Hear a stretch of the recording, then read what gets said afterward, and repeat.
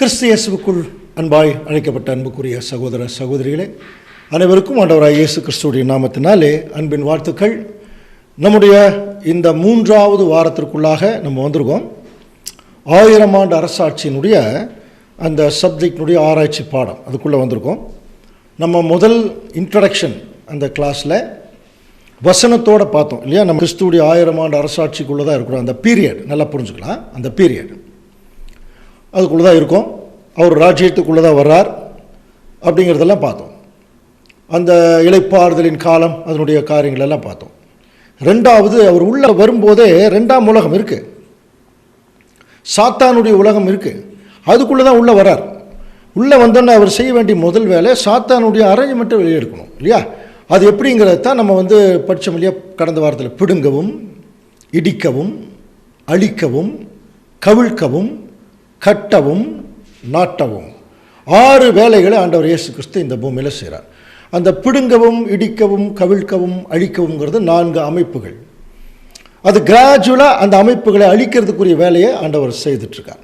அதே சமயத்தில் திருச்சபையை கற்றார், இஸ்ரேல் ஜனங்களை நட்டிட்டார். இனி அவங்களை யாரும் பிடுங்கவெல்லாம் முடியாது இல்லையா. ஸோ இந்த பாடங்கள் எல்லாமே நம்ம பார்த்துட்டு வந்தோம். அதுக்கிடையில் பார்த்தீங்கன்னா இப்போ இயேசு கிறிஸ்துடைய ராஜ்யம் ஆரம்பிச்சிருக்குன்னு சொல்கிறீங்க. அதுக்கு நிறைய கேள்விகள் இருக்குது பாருங்கள். அதுக்கு எல்லாத்துக்கும் சப்ஜெக்டில் விடை வந்துடும். அப்படின்னா இங்கே சாத்தான் இருக்கக்கூடாது.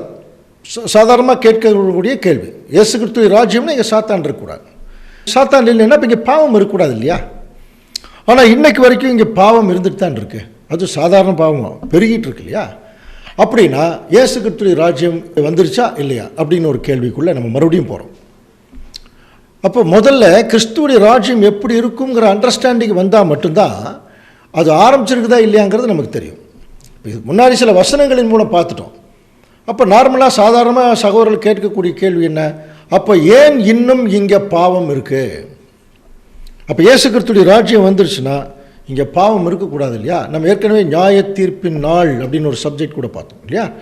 அது நியாய தீர்ப்பின் நாளுங்கிறது ஆண்டவர் இயேசு கிறிஸ்துடைய ராஜ்யம் தான். அவர் என்ன செய்கிறார், துன்மார்க்கரை சங்கரிக்கிறார், மற்றவர்களுக்கு யதார்த்தமான தீர்ப்பு கொடுக்குறார். 2 விஷயமும் நடக்குதுன்னு பார்த்தோம் போன வாரம் இல்லையா. அப்போது பூலோகத்தை நீதியோடும் ஜனங்களை சத்தியத்தோடும் நியாயம் தீர்ப்பார். பூலோகங்கிறது சாத்தானுடைய அமைப்பு. அதுக்கு நீதி என்ன, அது வெளியே எடுக்கிறது. அடுத்தது கண்ணுக்கு தெரிகிற ராஜ்யம்னு ஒன்று வரும், எல்லாருக்கும் தெரிகிற மாதிரி. அந்த ராஜ்யத்துக்குள்ளே பார்த்தீங்கன்னா எல்லா ஜனங்களுக்கும் ஒரு நீதியான நியாய தீர்ப்பு. அப்படின்னா இன்னைக்கு வரைக்கும் ஏன் இந்த பாவம் இன்னும் இருந்துகிட்ருக்கு? சில பேர் ஜனரஞ்சமாக கேட்குறது உண்டு, 1000 ஆண்டு அரசாட்சி ஆரம்பிச்சிருக்குன்னு சொல்கிறீங்களே, நீங்கள் தான் 3ஆம் உலகம் சப்ஜெக்ட் எடுத்திருக்கீங்க. அந்த 3ஆம் உலக சப்ஜெக்டில் என்ன சொல்லியிருக்கீங்க? 3ஆம் உலகங்கிறது இயேசு கிறிஸ்துவின் ராஜ்யம்னு சொல்லியிருக்கீங்க. அப்போ 3ஆம் உலகத்தில் என்ன நடக்கணும்? ஏசாயா 11:6 படிச்சோம் இல்லையா. அப்பொழுது ஓனாய் ஆட்டுக்குட்டியோட தங்கும், புலி வெள்ளாட்டுக்குட்டியோட படுத்துக்கொள்ளும், கன்றுக்குட்டியும் பாலசிங்கமும் ஒருமித்திருக்கும். படிச்சிருக்கமா இல்லையா. ஒரு சிறு பையன் அவர்களை நடத்துவான், பசுவும் கரடியும் கூடிமையும் சிங்கம் மாட்டை போல வைக்கோல் தின்னும். நல்லா வசனம் சொன்னீங்களே. இப்போ 1000 ஆண்டு அரசாட்சியில் தான் இதெல்லாம் நடக்கும். அப்போ ஒன்றுமே நடக்கலையே. அப்புறம் எப்படி 1000 ஆண்டு அரசாட்சி வந்துருச்சுன்னு சொல்கிறீங்க? நியாயமான கேள்வி இல்லையா. அப்போ நாம தான் சொல்லியிருக்கிறோம், சகோதரர்கள் சத்தியம் பேசும்போது எடுத்திருப்பாங்க, 3ஆம் உலகம்னா இப்படித்தான் இருக்கும் இல்லையா. அப்போது நியாயமாக அப்படி கேட்பாங்க இல்லையா. 3ஆம் உலகம் ஆரம்பிச்சிருக்கு, ராஜ்யம் ஆரம்பிச்சிருக்கு அப்படின்னா அப்போ இதெல்லாம் நடக்கணுமே. நடக்கலை இல்லையா. அப்படின்னா ஆரம்பிச்சிருக்கா இல்லையா? ஆரம்பிக்கலைன்னு ஒரு வகுப்பார், இல்லை ஆரம்பிச்சிருக்கு. அப்படின்னா இந்த 1000 ஆண்டு அரசாட்சியினுடைய காரியங்களுடைய நுணுக்கங்களை குறித்து இன்னும் அதிகமாக நம்ம தெரிஞ்சுக்கணும். அப்போ தான் நம்ம இதை புரிந்து கொள்ள முடியும். விசேஷமாக 2 தெசலோனிக்கேயரில் போன வாரமே பார்த்தோம். இயேசு கிறிஸ்துடைய 2ஆம் வருகையும் அவருடைய ராஜ்யத்தின் ஆரம்பமும் தனித்தனி இல்லை, அது ஒன்று தான். அவருடைய ராஜ்யத்துக்குள்ளே தான் அவர் வரார். நல்லா புரிஞ்சுக்கலாம். அப்போ இயேசு கிறிஸ்து வந்துட்டார்னாலே அவருடைய ராஜ்யம் இந்த பூமியில் ஆரம்பிக்குது. அப்படின்னா இன்னும் ஏன் இந்த பூமியில் தீமை நடந்துட்டுருக்கு, பாவம் இருக்குது. அப்போ இயேசு கிறிஸ்துடைய ராஜ்யத்துக்குள்ளே தீமை இருக்காதா, பாவம் இருக்காதா என்று சொல்லி ஒரு சில கேள்விகள் கேட்கும்போது மத்தேயு 24ஆம் அதிகாரத்தில் ஆண்டவர் இயேசு கிறிஸ்துடைய 2ஆம் வருகை குறித்து ஒரு சப்ஜெக்ட் நம்ம பார்த்தோம், ஞாபகம் இருக்கா? மத்தேயு 24:3 அவங்க வந்து ஒலிவ மலையில் இருக்கும்போது இயேசு கிறிஸ்துக்கிட்ட தனியாக வந்து கேட்குறாங்க, உம்முடைய வருகைக்கும் உலகத்தின் முடிவிற்கும் அடையாளம் என்ன? நீங்கள் எப்போ வருவீங்கன்னு கேட்கல, நல்லா புரிஞ்சுக்கலாம். நீங்கள் எப்போ வருவீங்கன்னு கேட்கல, உம்முடைய வருகைக்கும் இந்த உலகத்தின் முடிவிற்கு அடையாளம். ஏன் அப்படின்னா, வர்றது இவர் ஒரு வேலை வரக்கூடிய டைம் சொல்லியிருந்தாருன்னா அதுக்கு அடையாளமே தேவையில்லை. அந்த டைம் ஆனால் அவர் வந்துடுவார், அவ்வளோதான். அப்போது அடையாளம் எப்போ தேவைன்னா, அவர் வந்திருக்கணும், அவர் வந்திருக்கிறத கண்டுபிடிக்கணும், அதுக்கு தான் அடையாளம். அப்போது அவர்கள் கேட்ட கேள்விக்கு நல்லா புரிஞ்சில்லைங்கன்னா, நம்ம ஏற்கனவே அது 2ஆம் வருகை சப்ஜெக்டில் பார்த்துருக்குறோம். What is the sign of your ப்ரெசன்ஸ்ன்னு கேட்டாங்க. அதுக்கு உம்முடைய வருகைக்கும்ங்கிற வார்த்தையினுடைய கிரேக்க வார்த்தையை நம்ம ஏற்கனவே படிச்சிருக்கோம், பரூஷியா இல்லையா? பாரா ப்ளஸ் அவுசியா. பாரானா வந்து, அவுசியானா இருத்தல், வந்திருத்தல்.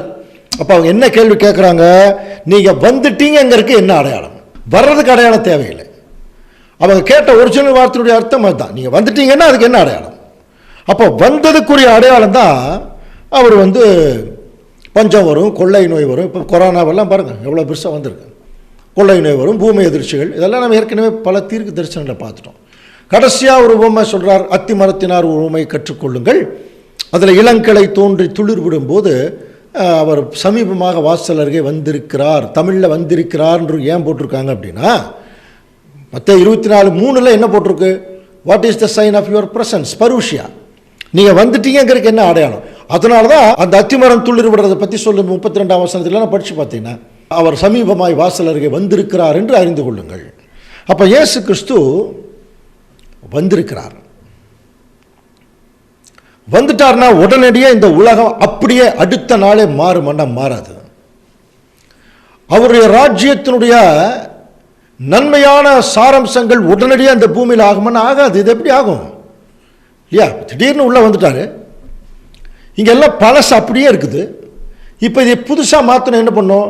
இதை வந்து பேட்ச் பண்ண முடியாது. செவுத்தில் வந்து சிலதெல்லாம் அந்த செவரெல்லாம் இடிஞ்சு போயிருக்கும், அதையெல்லாம் அப்படி பேட்சிங் ஒர்க் பண்ண முடியாது. முற்றிலும் இடிச்சுட்டு அந்த இடம் அங்கேயே தான் இருக்கும், அதை இடிச்சுட்டு அதுக்கு புது பில்டிங் கட்டணும். இப்போ அந்த வேலையை தான் கிறிஸ்து செய்கிறார்.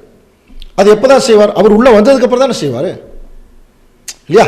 அப்போ கிறிஸ்து உள்ளே வந்தும்போதே அப்போ இந்த பூமியில் பாவம் இருக்குமா இருக்காதா? இது ஒரு கேள்வி.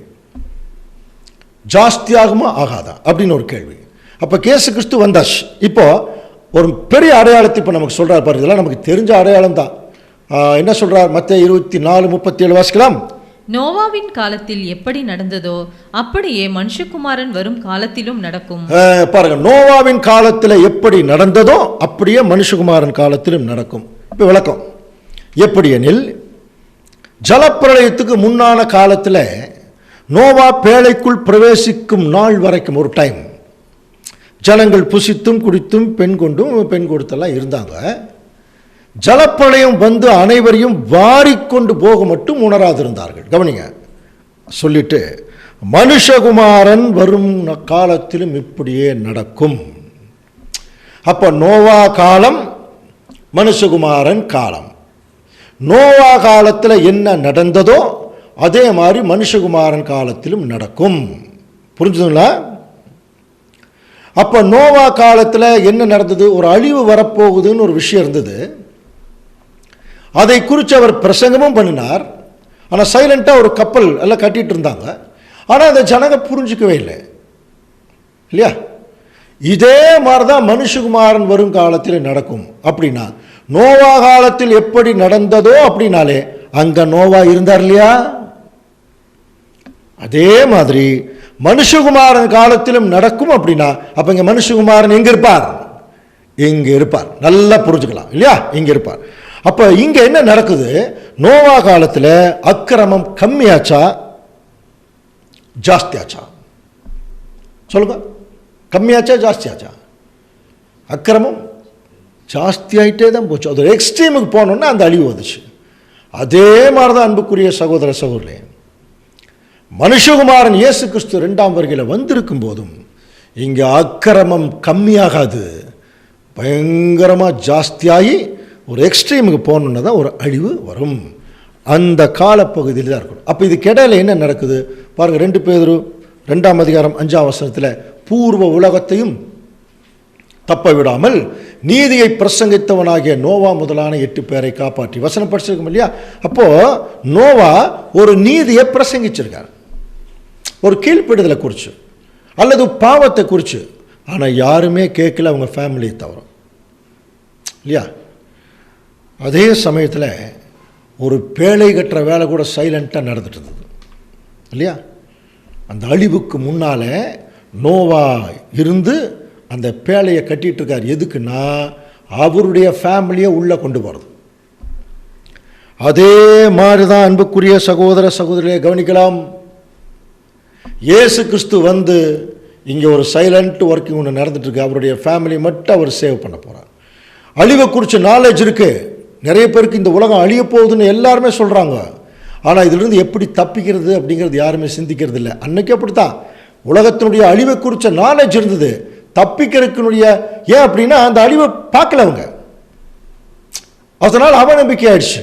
இவர் சொன்னது யாருமே கேட்கல, அதனால் என்ன ஆயிடுச்சு, அதை வந்து அவங்க நம்பலை. அதே மாதிரி தான் இங்கேயும் தேவனுடைய பிள்ளைகள் சீக்கிரம் அழிய போகுதுன்னு எவ்வளவோ சொல்கிறாங்க. இப்போ எல்லாம் சலிச்சு போச்சு. இப்படி எதை சொல்லிட்டு இருப்பாங்க, அழிய போகுது. திடீர்னு கொரோனா வந்து உலகத்தையே ஸ்தம்பிக்க வச்சிருச்சா? இது 2000 வருஷத்துக்கு முன்னாடி எழுதிட்டார் பாருங்க. பஞ்சங்களும் கொள்ளை நோய்களும் பல இடங்களில் உண்டாகும். இன்னைக்கு உலகம் முழுவதும் இன்னைக்கு பரவிடுச்சு பாருங்க.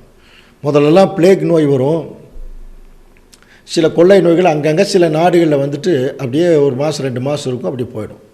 அதுலேயும் நிறைய பேர் சாவாங்க. ஆனால் இன்னைக்கு எல்லா இடங்களையும் பரவி இருக்கு பாருங்க. கிறிஸ்துவுடைய ராஜ்யத்தின் ஆரம்பத்தின் அறிகுறிகள், அவர் வந்திருக்கதின் அறிகுறிகள். அப்போ நோவா என்ன பண்ணினார் அவருடைய பீரியடில் பாருங்க. எபிரேயர் 11ஆம் அதிகாரம் 7ஆம் வசனம் வாசிக்கலாம். விசுவாசத்தினாலே நோவா தற்காலத்திலே காணாதவைகளை குறித்து தேவ எச்சரிப்பு பெற்று பயபக்தி உள்ளவனாகி, பாருங்க, தேவ எச்சரிப்பு பெற்று பயபக்தி உள்ளவனாகி தன் குடும்பத்தை ரட்சிப்பதற்கு ஒரு பேழையை உண்டு பண்ணினார். இப்போ அவருடைய ஃபேமிலி மட்டும் இப்போ 1ஆம் உலகத்திலிருந்து 2ஆம் உலகத்துக்கு அந்த அழிவிலிருந்து தப்பிச்சு போகிறாங்க. அதே மாதிரி தான் 2ஆம் உலகத்தினுடைய முடிவும் இருக்குமா. அப்போ இங்கே நோவா யாரு, அங்கே நோவா, இங்கே கிறிஸ்து, இல்லையா? அவருக்குன்னு ஒரு ஃபேமிலி இருக்கு, அவருடைய திருச்சபை. இன்னைக்கு அவருடைய திருச்சபையின் பிள்ளைகள் வந்து ஒரு அழிவை குறித்து சொல்கிறாங்க. அன்னைக்கு நோவா சொன்னார், இன்னைக்கு கிறிஸ்து சொல்கிறாருன்னா கிறிஸ்து சொல்கிறது அவருடைய சரீர அங்கங்கள் சொல்கிறாங்க. ஆனால் யாருமே அதை கேட்கறதில்ல, இல்லையா? ஆனால் சைலண்ட்டாக ஒரு ஒர்க் நடந்தது. திடீர்னு உள்ளே போயிட்டாங்க, அந்த உலகத்திலிருந்து வெளியே போனாங்க. அதே மாதிரி தான் அன்புக்குரிய சகோதர சகோதரி, இயேசு கிறிஸ்து இந்த பூமியில் 2ஆம் வருகையில் வரும்போது இங்கே ஒரு சைலண்ட்டாக ஒரு வேலை நடந்துட்டுருக்கான். என்ன வேலைன்னு பார்க்கலாம். அன்றைக்கி நோவா குடும்பம், இன்றைக்கி கிறிஸ்துவ குடும்பம். 1 தெசலோனிக்கேயர் 4ஆம் அதிகாரம் 16ஆம் வசனம். இப்போ நான் சொல்கிறது எல்லாமே உங்களுக்கு தெரிஞ்ச வசனம் தான். கர்த்தர் தாமே ஆரவாரத்தோடும், இதுக்கெல்லாம் விளக்கம் தெரியும், பிரதான தூதனுடைய சத்தத்தோடும் தேவ எக்காலத்தோடும் வானத்திலிருந்து இறங்கி வருவார். இது நமக்கு நல்லா தெரியும். கிறிஸ்து வந்து ட்ரம்பட் ஊதிட்டு வரப்போகிறதில்ல, அதுக்கெல்லாம் விளக்கம் நமக்கு தெரியும். ஆரவாரம்ங்கிறது கெலுசிமா, ஊக்கமளிக்கும் சத்தம், பிரதான தூதனுடைய சத்தம், தேவ எக்காலங்கிறது எச்சரிப்பு. அவருடைய பிள்ளைகளுக்கு மாத்திரம்தான் அது தெரியும். என் பிரியமே, என் ரூபவதியே எழுந்து வா. அந்த வார்த்தை யாருக்கு தான் புரியும்? சபைக்கு மட்டும்தான். அப்பொழுது கிறிஸ்துவுக்குள் மரித்தவர்கள் முதலாவது எழுந்திருப்பார்கள். படிச்சிருக்கோமா இல்லையா? அப்புறம் பின்பு உயிரோடு இருக்கும் நாமும். இதெல்லாம் நல்லா தெரிஞ்ச வசனம். ஆனால் கொரிந்தியருக்கு பவுல் எழுதும்போது பாருங்க, 15ஆம் அதிகாரம் 51ஆம் வசனம் வாசிக்கலாம். கொரிந்தியர் 15ஆம் அதிகாரம் 51ஆம் வசனம். இதோ ஒரு ரகசியத்தை உங்களுக்கு அறிவிக்கிறேன். பாருங்க, இந்த 1 கொரிந்தியர் 15ஆம் அதிகாரமே உயிர்த்தெழுதலை மையமாக கொண்ட அதிகாரம். நமக்கு தெரியும் இல்லையா? சரி, ஒரு ரகசியத்தை நான் உங்களுக்கு சொல்றேன். இப்ப பாருங்க, அடுத்த வசனம். நாம் எல்லாரும் நித்திரை அடைவதில்லை. யாரை பார்த்து சொல்றாருங்க? நாம் எல்லாரும் நித்திரை அடைவதில்லை. அப்படின்னா நம்ம எல்லாருங்கிறது யார் சொல்றாரு? அன்னைக்கு இருந்தவங்களா? அப்படி இல்லை. அவர் இன்னும் யாருக்கிட்ட பேசிட்டு இருக்காருன்னா, இதோ ஒரு ரகசியத்தை உங்களுக்கு அறிவிக்கிறேன். அந்த உங்களுக்குங்கிற வகுப்பார் உயிரோடு இருக்கிற திருச்சபைக்கு தான் அது காது கேட்கும், இல்லையா? அப்போ உயிரோடு இருக்கிற சபையை பார்த்து எழுதுறார். ஏற்கனவே மகிமையடைந்த சபை போயிடுச்சு கிறிஸ்துவோட. அப்போ உங்களுக்கு ஒரு ரகசியத்தை சொல்றேன். நம்ம எல்லாருமே நித்திரை அடைவதில்லை, ஆகிலும் கடைசி எக்காலம் துணிக்கும் போது. அது என்ன கடைசி எக்காலம்? அதுக்கெல்லாம் விளக்கம் நமக்கு தெரியும். ஒரு நிமிஷத்தில் ஒரு இமைப்பொழுதிலே மறுமிக்கும். அப்போது கடைசி எக்காலம்ங்கிறது எத்தனாவது நமக்கு நல்லா தெரியும் இல்லையா? கடைசி எக்காலம்ங்கிறது எத்தனாவது எக்காலம்? 7வது எக்காலம் இல்லையா? அது நமக்கு தெரியும். அப்போ அந்த கடைசி எக்காலம் துணிக்கும் போது பாருங்கள், மரித்தோர் அழிவில்லாதவர்களாக எழுந்திருப்பார்கள், நாமும் மறுரூபமாக்கப்படுவோம். 2 வகுப்பார் பிரிகிறாங்க. இதைத்தான் 1 தெசலோனிக்கர் 4ஆம் அதிகாரத்தில் சொல்லும்போது, கிறிஸ்துவுக்குள் மரித்தவர்கள் முதலாவது எழுந்திருப்பார்கள், பின்பு நாமும் அவர்களோட கூட எதிர்கொண்டு போய் அவரோட இருப்போம். ஒரே டைமில் 2 வகையான உயிர்த்தெழுதல். அதாவது ஒரே உயிர்த்தெழுதல் 2 டைமிங் அங்கே சொல்கிறார். அது இந்த கடைசி எக்காலம் ஊதப்படும் போது ஒரு தேவ ரகசியம் இந்த பூமியில் நிறைவேறுது. அது ரகசியமாக இருக்கும், ஆனால் அது யாருக்குமே தெரியாது. யாருக்குமே தெரியாது இருக்கிறது தான் ரகசியம் இல்லையா? அப்போ என்ன ரகசியம்? ஆண்டவர் இயேசு கிறிஸ்து 2ஆம் வருகையில் வந்ததுக்கு பிறகு யாருக்கும் தெரியாத ரகசியம் என்ன நடந்ததுன்னா ஒரே ஒரு விஷயந்தான், பரிசுத்தவான்களுடைய உயிர் தெழுதல். அது இன்னைக்கு வரைக்கும் யாரும் பார்க்கல. வெறும் வசனத்தை வச்சு மட்டும்தான் நம்ம நம்பிட்டு இருக்கோம். இன்னைக்கு வரைக்கும் பரிசுத்தவான்களுடைய உயிர் தெழுதல் யாருமே பார்க்கவும் முடியாது இல்லையா? அப்போது நல்லா புரிஞ்சுக்கலாம், ஆண்டவர் இயேசு கிறிஸ்து 2ஆம் வருகையில் வந்திருக்கிறார் 1874. அப்போ 1874வது வருஷங்களுக்கு முன்பாக மரித்த பரிசுத்தவான்கள் 1874க்கு பிறகு உயிரோடு எந்திரிக்கிறாங்க. இப்போ இயேசு கிறிஸ்துவோடு இருக்காங்க. குளோரிஃபைட் சர்ச், மகிமை அடைந்த திருச்சபை அல்லது உயிர் தெழுந்த திருச்சபை. அதே சமயத்தில் உயிரோடு இருக்கும் நாம். அப்போது கிறிஸ்துவுடைய வருகைக்கு பின்னால உயிர்த்தெழுதலையே 2 வகை, அதாவது 2 வகையான உயிர்த்தெழுதல். உயிர்த்தெழுறவங்க யாருன்னா 1,44,000 பேர். கிறிஸ்து வருவதற்கு போது உயிர்த்தெழக்கூடிய ஒரு வகுப்பார், வந்ததுக்கு பிறகு உயிர்த்தெழக்கூடிய ஒரு வகுப்பார். நல்லா புரிஞ்சுக்கலாம். 1874க்கு பிறகு உயிர்த்தெழுகிறாங்க ஒரு வகுப்பார். யார் அவங்க? 1874க்கு முன்னாலே மரித்தவர்கள். ஆனால் 1800க்கு பின்னால இன்னைக்கு பாருங்க, ஏற்கனவே 140-145 வருஷம் ஆகி போச்சு இல்லையா? அப்போ இங்கே தேவ சித்தப்படி யார் மரித்திருக்கிறார்களோ அவர்களும் கிறிஸ்துவோட என்ன ஆகுறாங்க? போகிறாங்க. ஆனால் இவங்க எப்படி போகிறாங்கன்னா தனித்தனியாக தான் போக முடியும். ஆனால் 1874க்கு முன்பாக மரித்தவர்களை கிறிஸ்து அவர் எழுப்புறார். ஸோ 1,44,000 பேர் உயிர்த்தெழுதலே 2 பீரியடில் நடக்கிறத நம்ம கொஞ்சம் கவனிக்கலாம். அப்போ 1874க்கு பிறகு இப்போ நாம் இருக்கக்கூடிய காலப்பகுதி. அப்போ ஏற்கனவே உயிர்த்தெழுந்த திருச்சபை கிறிஸ்துவோட போயிட்டாங்க.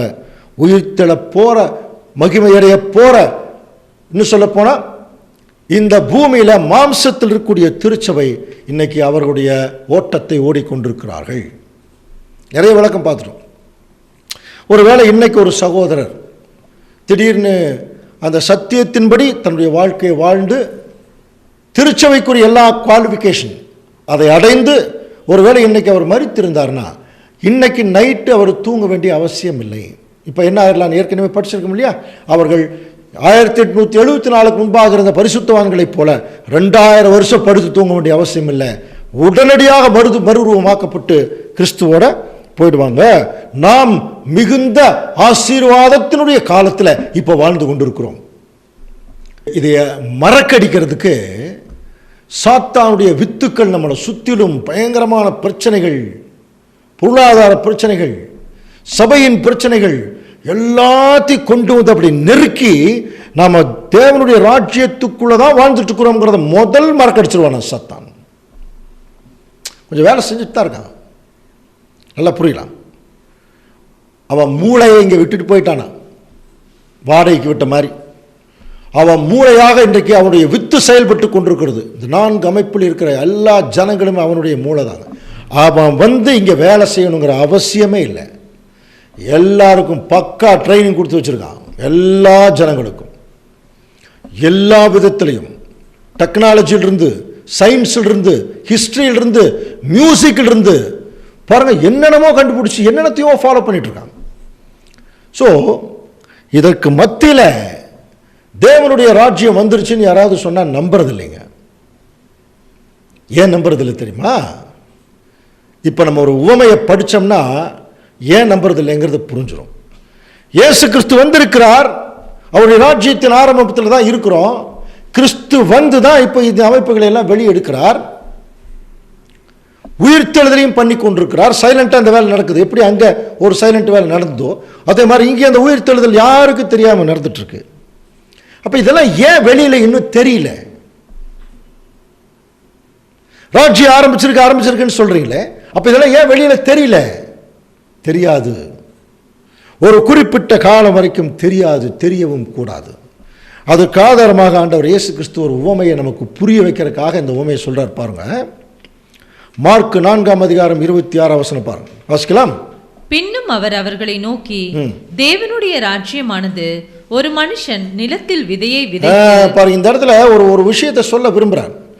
தேவனுடைய ராஜ்யம் ஒரு மனுஷன் நிலத்தில் விதையை விதைச்சு இரவில் தூங்கி பகலில் விழித்திருக்க அவனுக்கு தெரியாத விதமாய் விதை முளைக்கிறதுக்கு பயிராகிறதுக்கு ஒப்பா இருக்கு. இதே உவமையை நம்ம எந்த இடத்துல பேசியிருப்போம் தெரியுங்களா?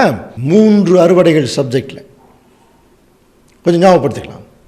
3 அறுவடைகள் சப்ஜெக்ட்ல தான் இந்த உவமையை சொல்லுவோம். என்ன? தேவனுடைய ராஜ்யம் ஒரு விதை விதைச்சு அது அப்போ தேவனுடைய பிள்ளைகள் அந்த விதையில் வரக்கூடிய கோதுமை மணிகள் அப்படின்னு சொல்லுவோம். ஆனால் இந்த இடத்துல அவர் ஒரு முக்கியமான விஷயத்தை தேவன் நமக்கு சொல்ல வர்றார். தேவனுடைய ராஜ்யம்ங்கிறது எப்படி தெரியுமா இருக்கு?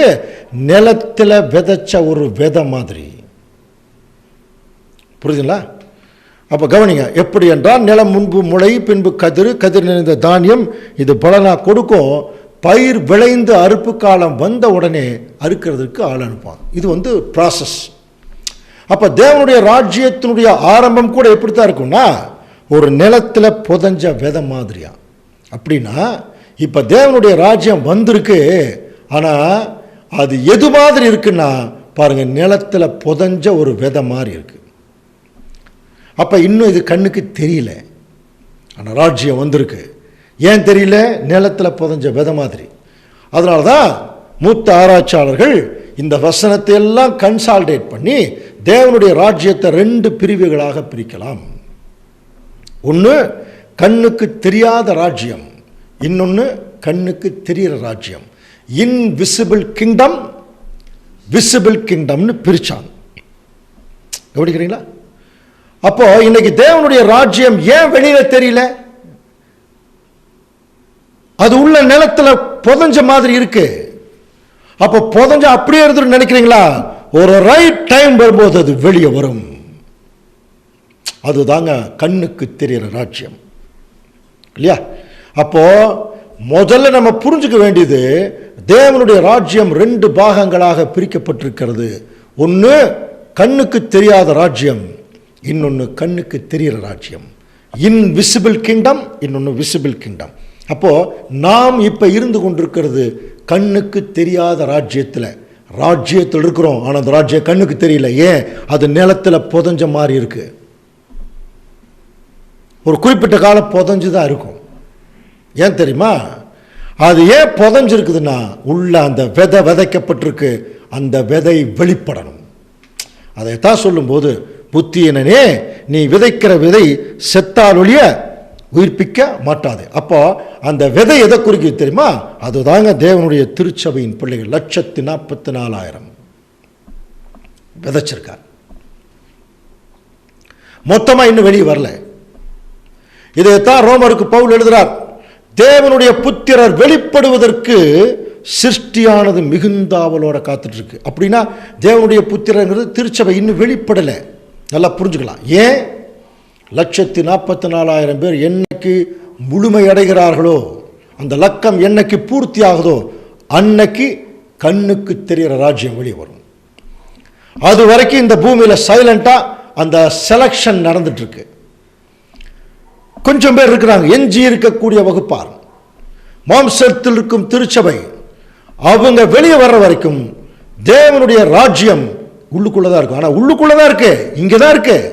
அது இன்னும் வெளியே வரல. ஏன் வெளியே வராதுன்னா 144,000 பேர் எப்ப பூர்த்தி ஆகிறாங்களோ அப்பதாங்க வெளியே வரும். அதனாலதான் இன்னைக்கு வரைக்கும் யாருக்கு தெரியல. அது உள்ள ஏற்கனவே வந்துருச்சு. இதை ஆண்டவர் இயேசு கிறிஸ்து சொல்லும் போது லூக்கா 17:20 டைரக்டா ஒரு கொஸ்டின் கேட்கிறாங்க. பரிசேயர், தேவனுடைய ராஜ்யம் எப்பொழுது வரும் என்று பரிசேயர்களிடத்தில் கேட்டபோது அதற்கு ஆண்டவர் சொன்ன பதில் பாருங்க. தேவனுடைய ராஜ்யம் எப்படி வராது? பிரத்யட்சமாய் வராது. இது போன வாரமே பார்த்தோம். திருவிவிலியத்தில் ரொம்ப கிளியராக இருக்கும். கடவுளுடைய ராஜ்யம் கண்ணுக்கு தெரிகிற மாதிரி வராது. புரியுதுங்களா? அப்போ இனிமேல் வருவதாக நீங்கள் விசுவாசித்தாலும் அது கண்ணுக்கு தெரிகிற மாதிரி வராது. அதுதான் அதனுடைய அர்த்தம். அப்போ ஏற்கனவே இங்கே ராஜ்யம் உள்ளே வந்திருக்கு, கிறிஸ்து வந்திருக்கார். அதனால தான் அடையாளத்தை கேட்டாங்க. நீங்கள் வந்துட்டீங்க, இருக்கு என்ன அடையாளம்? அத்திமரம் துளிர் விட்டாச்சு, வந்தாச்சு. தேவனுடைய ராஜ்யத்துக்குள்ளே தான் இருக்கிறோம். இந்த ராஜ்யம் நிலத்தில் புதஞ்ச விதமாக இருக்கிறதுனால வெளியில் யாருக்கு தெரியல. அப்போ தெரியவே தெரியாதா? தெரியும். எப்போ தெரியும்னா அந்த விதை முளைக்கும். 1,44,000 பேர் அந்த விதை கம்ப்ளீட்டாக இந்த நிலத்துக்குள்ளே பூந்து அவங்க என்ன செய்யணும்? தங்களுடைய கோர்ஸ் மாம்சத்தில் இருக்கிற வாழ்க்கையை முடிக்கணும். அப்போ தான் அந்த விதை அப்படி வெளியே வரும்போது கண்ணுக்கு தெரிகிற ராஜ்யம் எல்லாருக்கும் தெரியுமா? நம்ம ராஜ்யத்துக்குள்ளே தான் இருக்கிறோம். அதனால் அந்த ராஜ்யம் இங்கே இருக்குது, அது அங்கே இருக்குன்னு சொல்கிற மாதிரிலாம் இருக்காது. அது உங்களுக்குள்ளேயே இருக்குதுன்னார். இது எப்படி புரிஞ்சுக்கணும்? அதை புரிந்து கொள்வதற்கு உங்களுக்குள் இருக்கு. நீ கரெக்டாக புரிஞ்சுங்க. ஏன்னா நமக்கு சொல்கிறார், ஏன்னா அந்த ராஜ்யத்தின் பிள்ளைகளே நீங்கள் தான். நீங்கள் ஃபஸ்ட்டு புரிஞ்சுக்கங்கிற இல்லையா? அப்போ இதைத்தான் சொல்லும்போது நோவாவின் நாட்களில் நடந்தது போல மனுஷகுமாரனுடைய நாட்களிலும், இந்த டேஸ் ஆஃப் நோவா, இந்த days of son of man. அப்போ நோவாவின் நாட்களில் அப்படிங்கிற போது நோவா அங்கே இருந்தார். மனுஷகுமாரன் நாட்களில்ங்கிற போது மனுஷகுமாரன் இங்கே இருப்பார். அப்போ இங்கே என்ன நடக்குதுன்னா, நோவா பேழைக்குள் பிரவேசிக்கிற வரைக்கும் ஜனங்கள் புசித்து குடித்து அவங்க வேலையை பார்த்துட்டு இருந்தாங்க. இன்னைக்கு அதுதான் நடக்குது. கிறிஸ்து உள்ள வந்துட்டார். பாவம் கம்மியாயிடுச்சான்னா இல்லை, கம்மி ஆகாது. ஏன்னா நோவா காலத்தில் நடந்த மாதிரி தானே மனுஷகுமார் காலத்தில் நடக்கும். பாவம் என்ன ஆகணும்? ஜாஸ்தியாகிட்டே போகணும். இங்கேயும் ஜாஸ்தியாகிட்டே தான் போகுது.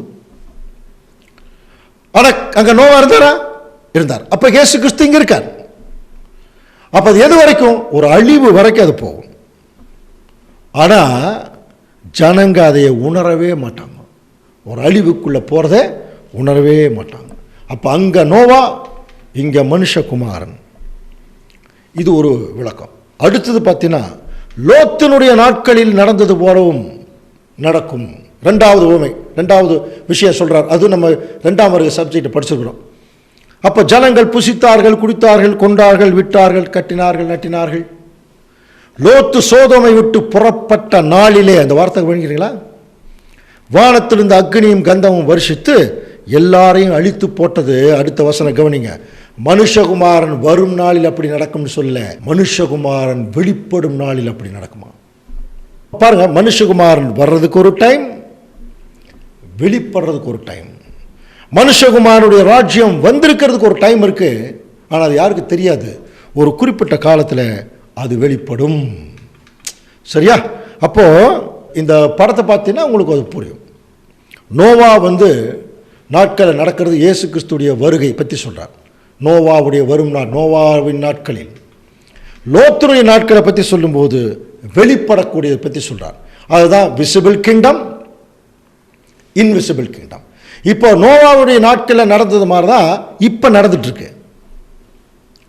ஒரு அழிவு போயிட்டு இருக்கு நோக்கி. ஆனால் என்ன, அந்த அழிவை பற்றின நாலேஜ் இருக்கு. ஆனால் ஜனங்க அதை பற்றியே கவலைப்படாமல் தங்களுடைய அன்றாட வாழ்க்கையில் மூழ்கி இருக்கிறாங்க. அதே சமயத்தில் லோத்தினுடைய நாட்கள் எப்படின்னா, 2 பட்டணம் அழிஞ்சது இல்லையா? சோதோம் குமாரா. அந்த மாதிரி எந்த பட்டணம் அழிய போகுது நமக்கு நல்லா தெரியும். பாபிலோனும் அவள் குமாரத்திகளும். மகா உபத்திரவ காலத்துடைய உச்ச கட்டம் ஒரு பேரழிவை இந்த பூமியை பார்க்கும்போது அப்போ வெளியே வருமா தேவனுடைய ராஜ்யம். அதுதான் கண்ணுக்கு தெரிகிற ராஜ்யம். அதைத்தான் சொல்கிறார். மனுஷகுமாரன் வெளிப்படும் போது இது நடக்கும். லோத்தினுடைய நாட்கள். அப்போது நோவாவுடைய நாட்களில் நடந்த விஷயம் ஆண்டவர் இயேசு கிறிஸ்துடைய 2ஆம் வருகையை 3 பாகங்களாக பிரிக்கிறோம் இல்லையா? பெருஷியா, எபிஃபனியா, அப்புறம் அப்போகாலிப்சிஸ் படிக்கிறோம் இல்லையா?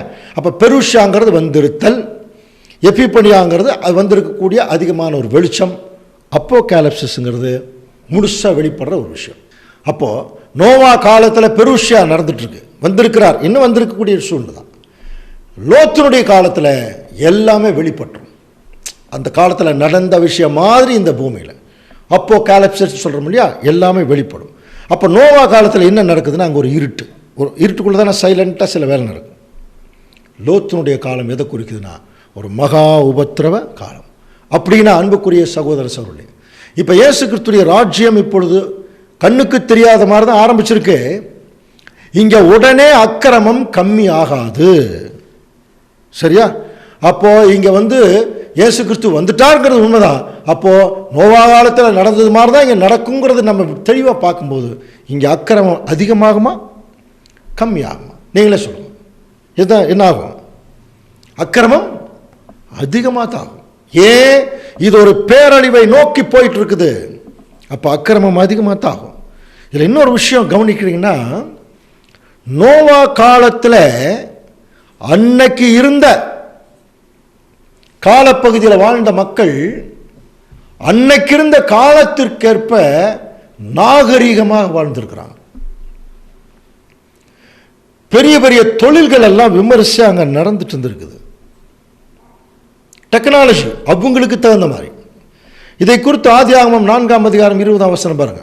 ஆதாள் யாபாலை பெற்றால் அவன் கூடாரங்களில் வாசம் பண்ணுகிறவர்களும், பாருங்க அப்பவே டென்ட்டு. அப்போ பாருங்க மழை இன்னும் வரல, பட் அதே சமயத்தில் அவங்க தங்களுக்குன்னு ஒரு டென்ட் போடுற அளவுக்கு வந்துட்டாங்க. பாருங்க, மந்தை மேய்க்கிறவர்கள் தகப்பனானான். அங்கே வேலை நடக்குது. அடுத்தது பாருங்க, இன்னொரு வசனம் கூட வாசிக்கலாம். ஆதியாகமம் 4:22.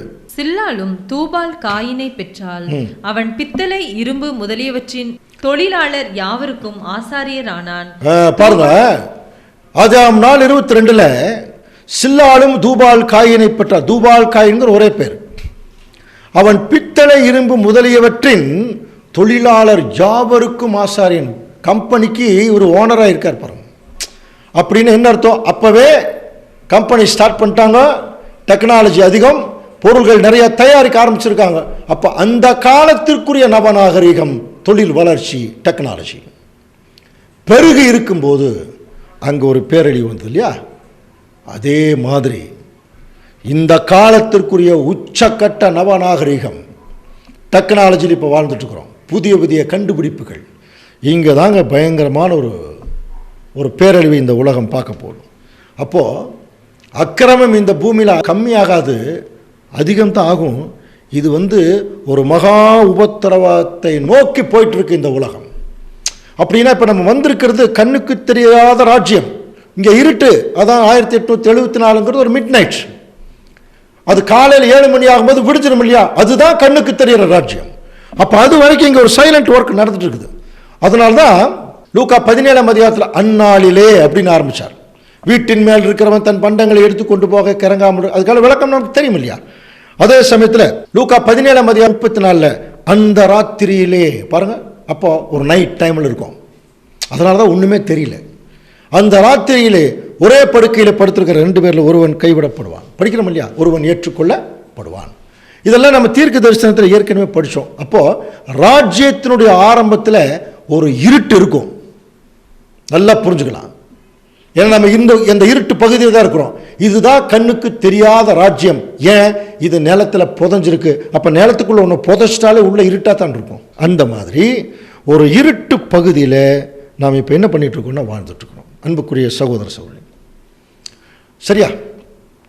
அப்போ இன்னைக்கே சிங்கம் மாட்டை போல வைக்கோல் தின்னுங்கிறதெல்லாம் நம்ம எதிர்பார்க்கறதே தவறு. இயேசு கிறிஸ்து முதல்ல இந்த அழுகி போன உலகத்தை என்ன செய்யறனா கம்ப்ளீட்டாக வெளியே எடுக்கிறார். அதுக்கப்புறம் அவருடைய காரியங்களை உள்ள வைக்கிறார். இது அவர் பரலோகத்திலிருந்து கூட செய்யலாம். ஆனால் பைபிள் என்ன சொல்லுது? இங்கே தான் இந்த காரியத்தை அவர் செய்கிறார். அதே சமயத்தில் படிக்கிறோம் இல்லையா? கர்த்தருடைய நாள் இரவிலே திருடன் வருகிற விதமாய் வரும். அதாவது 2 பேதுரு 3:10 படிக்கிறோம். அப்பொழுது வானங்கள் மடமடவென்று அகன்று போகும். ஸோ அப்போ இயேசு கிறிஸ்து 2ஆம் வருகையில் வர்றார். அவருடைய ராஜ்யம் உள்ள வருது. இங்கே வந்ததுக்கு அப்புறம் தான் சாத்தானுடைய ராஜ்யங்கள் எல்லாம் அவர் வெளியெடுக்கிறார். எல்லாவற்றிற்கும் மேலாக இன்னும் ஏன் அது கண்ணுக்கு தெரியல அப்படின்னா, 144,000 பேருடைய உயிர்த்தெழுதல் இன்னும் நடந்து முடியல. ஆனால் அதே சமயத்தில் உயிரோடு இருக்கக்கூடிய திருச்சபையின் அழைப்புக்குள்ளே வந்திருக்கிற நமக்கு ஒரு மிகப்பெரிய ஆசீர்வாதமான ஒரு நியூஸு ஏற்கனவே நம்ம 2ஆம் வருகை ரெவலேஷன் ஸ்டடியில் எல்லாம் அது குறித்து பார்த்துருக்கோம். இருந்தாலும் பாருங்கள், வெளிப்படுத்தின விசேஷம் 14ஆம் அதிகாரம் 13ஆம் வசனம் வாசிக்கலாம். பின்பு பரலோகத்தில் இருந்து ஒரு சத்தம் உண்டாக கேட்டேன். ஒரு நிமிஷம். இப்போ வெளிப்படுத்தல் 14-13 இப்போ வாசம் இல்லையா? இந்த வசனத்துக்கு பின்னாடி ஒரு வசனம் இருக்கு. அதை படித்தாதான் இந்த வசனம் எந்த காலத்துக்குரியதுங்கிறது புரியும். இப்போ வெளிப்படுத்தல் 14 வாசிக்கலாம் பாருங்க. பின்பு நான் பார்த்தபோது இதோ வெண்மையான மேகத்தையும் அந்த மேகத்தின் மேல் மனுஷகுமாரனுக்கு ஒப்பாரவராய் தமது சிரசின் மேல் பொற்கிரீடத்தையும் தமது கையிலே கரிக்குள்ள அறிவாளையும் உடைய ஒரு உட்கார்ந்திருக்க கண்டேன். இதுக்கு நம்ம விளக்கமே தேவையில்லை. இது ஆண்டவர் இயேசு கிறிஸ்துவின் 2ஆம் வருகை. மேகத்தின் மேல உட்கார்ந்திருக்கார். மேகத்தின் புரியுதா? அது மப்பும் மந்தாரமான நாள். படிச்சோமா? அப்ப இயேசு கிறிஸ்து 2ஆம் வருகையில் வர்றார். அவருடைய ராஜ்யத்தின் ஆரம்பம் எப்படி இருக்குன்னா மப்பும் மந்தாரமா இருட்டாத்தான் இருக்கும். நிறைய விஷயம் தெரியாது. ஆனால் அதே சமயத்தில் சிரசின் மேல் பொற்கிரீடம், ராஜாவாக வந்திருக்கார். கையில் ஒரு அறுவடை செய்கிறாருங்க. 2வது அறுவடை புரியுதா? இப்போ ராஜாவாக இருக்கிறார். இப்போ யார் அறுவடை செய்ய போறார் அது நமக்கு தெரியும். திருச்சபையின் பிள்ளைகளை தான் அறுவடை செய்யணும் முதல்ல. இப்போ வாசிக்கலாம் பாருங்க, வெளிப்படுத்தல் 14-13. பின்பு பரலோகத்திலிருந்து ஒரு சத்தம் உண்டாக கேட்டேன். அது கர்த்தருக்குள் மரிக்கிறவர்கள் இது முதல் பாக்கியவான்கள் என்று. இந்த வார்த்தை ரொம்ப முக்கியமான வார்த்தை. கர்த்தருக்குள் மரிக்கிறவர்கள் இது முதல் பாக்கியவான்கள். இது அந்த 2ஆம் வருகை சப்ஜெக்டே நம்ம எடுத்துருக்கோம். இருந்தாலும் நீங்கள் ஞாபகத்தில் வச்சுங்க. இந்த வசனம் எப்படி தெரியுங்களா டிசைன் ஆயிருக்கு? அதாவது இயேசு கிறிஸ்து 2ஆம் வருகையில் வந்திருக்கார். இது முதல் கர்த்தருக்குள் மரிக்கிறவர்கள் பாக்கியவான்கள். இதுதான் சரியான டிரான்ஸ்லேஷன். அப்ப இயேசு கிறிஸ்து 2ஆம் வருகையில் வந்ததுக்கு பிறகு யார் மரிக்கிறார்களோ அவங்க பாக்கியவான்களா? ஏன், எந்த வகையில் அவர்கள் பாக்கியவான்கள் சொல்லுங்க பார்க்கலாம். அதாவது இயேசு கிறிஸ்து வந்ததுக்கு பிறகு 1874க்கு பிறகு. அப்ப அந்த இது முதல் அப்படிங்கிறது கவனிக்கிறீங்களா? இது முதல்ங்கிறது 1874க்கு பிறகு இயேசு கிறிஸ்து அறுவடையாளராக வந்ததுக்கு பிறகு பாக்கியவான்கள் அவங்களெல்லாம். என்ன அடிப்படையில் ஆச்சரியமும் அதில் ஒரு உண்மையும் இருக்கு. என்ன தெரியுங்களா? 1874க்கு முன்னாடி மரித்த பரிசுத்தவான்கள் கிறிஸ்து வர்ற வரைக்கும் 2000 வருஷமா மண்ணோட மண்ணாட தான் இருக்கணும், தூங்கிட்டு தான் இருக்கணும். 1874 கிறிஸ்து வந்துட்டார். அதுக்கப்புறம் உயிர்த்தெழுதல் வருது. 1874க்கு முன்னாடி மரித்த பரிசுத்தவான்கள் எந்திரிக்கிறாங்க. சரியா? இப்போ நம்ம 2020 இருக்கிறோம். இது எது கணக்கு அப்படின்னு பார்த்தீங்கன்னா 1874க்கு பிறகு. அதான் கர்த்தருக்குள் இது முதல் மரிக்கிறவர்கள். அப்போ 1874க்கு பிறகு மரிக்கிறாங்க பாருங்க. அவங்க ஏற்கனவே பரிசுத்தவான்களும் பாக்கியவான்கள் தான். ஆனால் அவர்களை காட்டிலும் ஒரு பாக்கியவான்கள் நிலைமைக்குள்ள இருக்கிறாங்களாம். அது என்ன அடிப்படை அப்படின்னு சொல்லி பார்க்கும்போது என்ன பாக்கியவான் தெரியுமா? ஒருவேளை நாமோ இந்த கோர்ஸ் நம்மளுடைய வாழ்க்கையை இன்றைக்கு நைட் முடிக்கிறோம்னா பவுலை போலவோ பேதுருவை போலவோ 2000 வருஷம் நம்ம தூங்கிட்டு இருக்க வேண்டிய அவசியம் இல்லை. எப்போ நம்முடைய மாம்சம் செத்து விழுகுதோ உடனடியாக மாம்ச சரீரம் கீழே விழுந்து ஆவிக்குரிய சரீரத்துக்குள்ள நம்ம போயிடலாம். இங்கே தூங்கிட்டு இருக்க வேண்டிய அவசியம் இல்லை. அதனால தான் இது முதல் கர்த்தருக்குள் மரிக்கிறவர்கள் பாக்கியவான்கள்.